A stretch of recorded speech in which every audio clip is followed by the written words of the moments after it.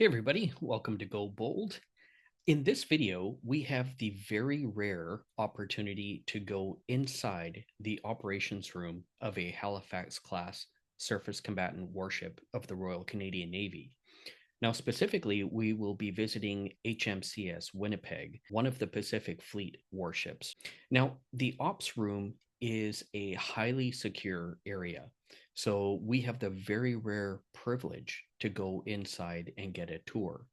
And showing us around will be the ORO, or the Operations Room Officer, who in essence is the representative of the commanding officer to execute all of the different things that an ops room does. And that includes things like above water warfare, underwater warfare, and electronic warfare. So I hope you really enjoy this very rare opportunity to see inside an ops room of a frontline surface combatant warship. And if you like our videos, please take a moment to like and subscribe to our channel, and also check out our audio podcast, which you can find on all major podcast platforms like Spotify and Apple Podcasts. So welcome everyone, and I hope you enjoy this very rare video.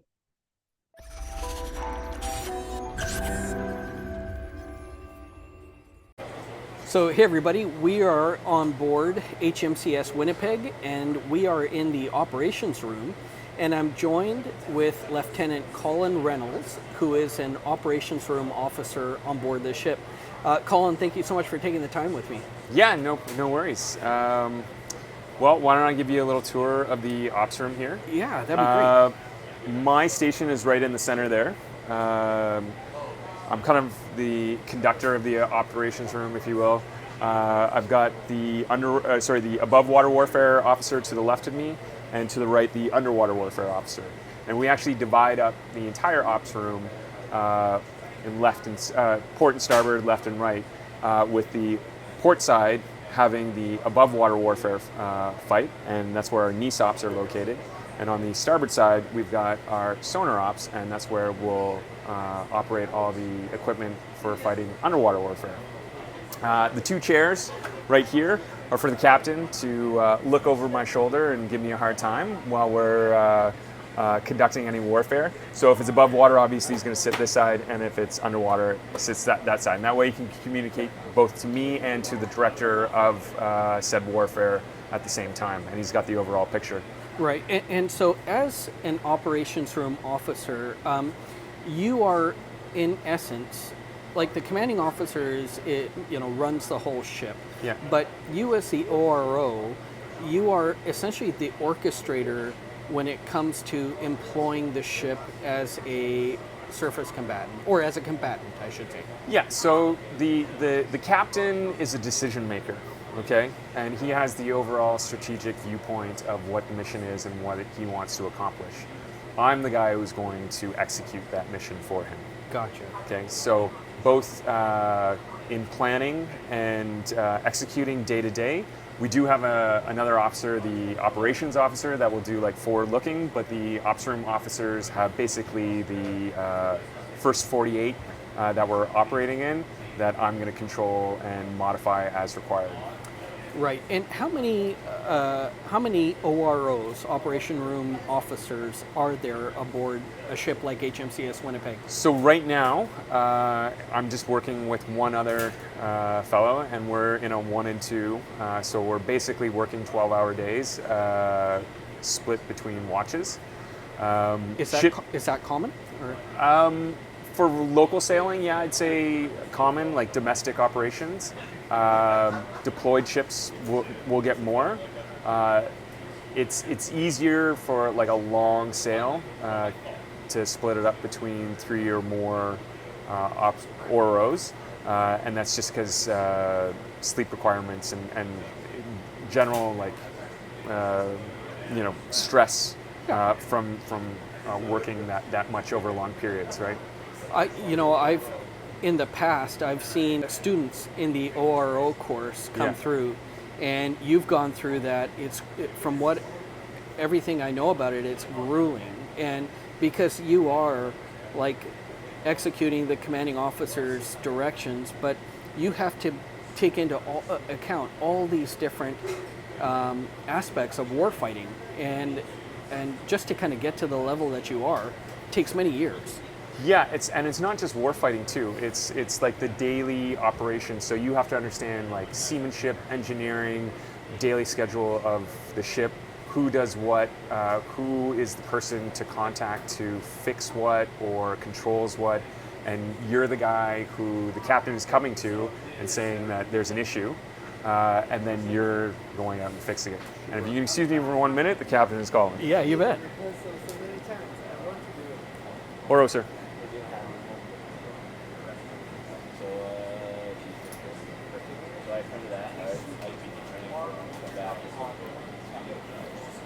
Oro, sir.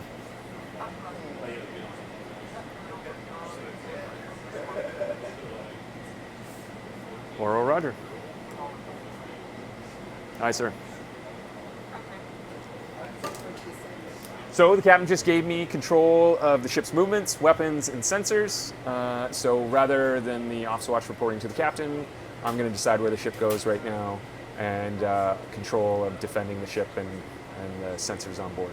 Very cool. So that gives the CO a break to go do whatever it is he's got to focus on. And so right now I'm mini captain. Excellent.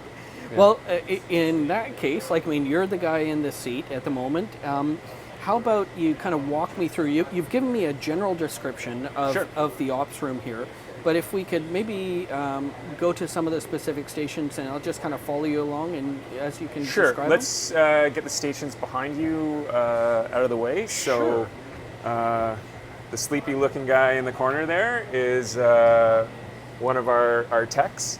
And so if I have any problems in the operations room, he's going to be the guy that either sorts it out himself or calls somebody who's a specialist in the whatever it is that's broken. Right. The stations right here are for a battle watch, and what we mean by that is if a commodore or an admiral is embarked, they have to think in terms of fleets, not ships, or singular ships like the captain does. So this would be where his staff would operate from, and this would be the admiral's chair. And so he's got the overall tactical view of what his fleet is doing at any given point. Okay. As we move over to the starboard side of the ship, we've got our CANTAS station. So what that is our passive listening sonar, which is basically a very long, hundreds of feet worth of tail that we stream behind us that has a bunch of microphones in it.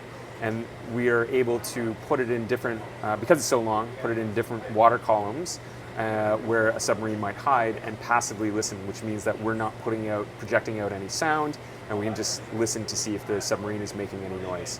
Right. That's the ideal way to find the submarine, because that way we think at least they likely don't know where we are. Usually not the case. They're pretty good at finding ships because we're a little bit noisy. We also have a station for processing our sonobuoys, which is another means of detection against submarines, and that's a disposable sensor, also microphones, that we can drop wherever we want, either within our wake or we send it up in our airborne asset, whether that be a helicopter or maritime patrol aircraft. And they can drop walls of sonobuoys, and we can use them strategically, not only just to like onesies and twosies, just to pick up the submarine in the first place, but once we know it's there or we think we know where it is, we can herd them because they'll know if they're close enough, they will hear the sonobuoys drop into the water and they will try to avoid them. And so we can create barriers between us and them because they never want to be caught or detected. Right. And then the last one, last position is the for the hull-mounted sonar, which is our active sonar, and that is the one you see in the movies where it's the noise going out, the ping. Pings a lot more than you hear in the movies, and we can actually, it's so loud you can hear it in the ops room itself. So you can definitely hear it as a marine mammal or a submarine out there. While that's an effective way of finding a submarine that's at close range, it's also a good way of giving away your position. So that is not our preferred method of detection. Right. So moving forward, on the front row is where our NCI ops operate, and they're concerned with the air picture, both in detection, monitoring, and controlling air assets. So we will have a shipborne air controller that will sit over here, and so if we have an embarked helicopter, or even if we're working with a maritime aircraft asset, they will be the ones to direct them into various airspace. That's important if you're working with multiple aircraft or even just operating around warships. Our sensors are very powerful, and you don't want to irradiate somebody with that type of radiation unnecessarily. Right. So moving on, we have our track supervisor. They're there monitoring both the surface and air picture for us. Mostly the surface in terms of aiding the ops watch up on the bridge with contact avoidance and any navigational hazards that might appear. It's just kind of a second layer, making sure that we keep the ship safe at all times. Further down the line, you have the ARROW, the air raid reporting operator, and they're concerned with obviously the aircraft inbound to our unit and keeping an overall picture of the airspace around us. Also located here would be our operations room supervisor, and they don't actually have a designated console. They're a floater. They're my go-to guy for lines of communication between all the stations. So even though we're wearing headsets, there's only so many nets that you can monitor at once, and so sometimes it's easier just to get a person to tap somebody on the shoulder and say, hey, this is what's going on and I need you to do this. Right. Moving over to the far side here, this is where our NESOPs operate. And so we've got our fire control over in the back corner there. So that would operate like CWIS, as well as for our 57 guns. And then in the corner there, that's our electronic listening for basically anybody putting out noise out into the ether, if you will. So like if you've got a radar up or you're transmitting on something, we're going to try and detect that from far away. And you can, the detection ranges on those are probably the longest that we get out of any of our sensors, and allows us to at least know a bearing down which we suspect an enemy might be. And so very useful in that aspect, and we've been able to very successfully use that to detect enemy fleets before they detect us, which is one of the tenets of modern warship warfare, is finding the other guy before he finds you. Right, it's all electronic warfare. Right? Exactly, yeah. Right on. Back corner here is for the information warfare officer, who essentially acts as my executive assistant in planning, scheduling, and making sure that the program stays on track.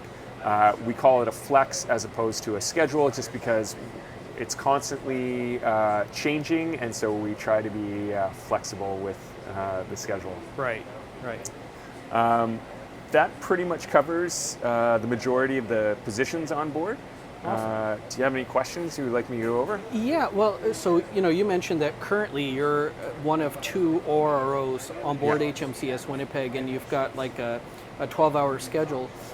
What is the typical operating tempo of this space, the ops room? Like, is it like a 6-hour watch, or how does that? So it can vary based on position, and some of that is just like how many people do we have that are qualified and able to sit in that position. So based on that, you can develop your rotation that way. Common rotations for us right now. So the Planzo and myself are switching between sitting in the chair, and we're in what's called a 1 and 2. I'll do 5 hours on, 5 hours off, 7 hours on, 7 hours off. And what that practically looks like is I've got breakfast to lunch. He's got lunch to dinner, and then I'll take lunch to midnight, and then he'll take midnight to breakfast again. Sounds easy enough, but like especially the guy who's got the later watch, sleep becomes a huge factor in monitoring. As you can imagine, like our program is mostly done during the day, so you'll have like ship's pipes going, cranes working, all sorts of noise that like can definitely wake you up. So getting consecutive sleep for that guy is almost impossible. Right. So we try to switch after a few weeks, just so that we don't get squirrely on each other and can operate at peak performance there. Sure. Well, Lieutenant Reynolds, thank you so much for taking the time to speak with me and to show the ops room, because this space is typically very secure. It's been sanitized for us to be here, but it's a wonderful tour of the brains of the ship, and we just had to chat with the commanding officer, and that's how he described this area. It's the brains of the ship. So absolutely. Yeah, it's pretty rare to be down here. So thank you so much for taking the time. You're very welcome. Thank you.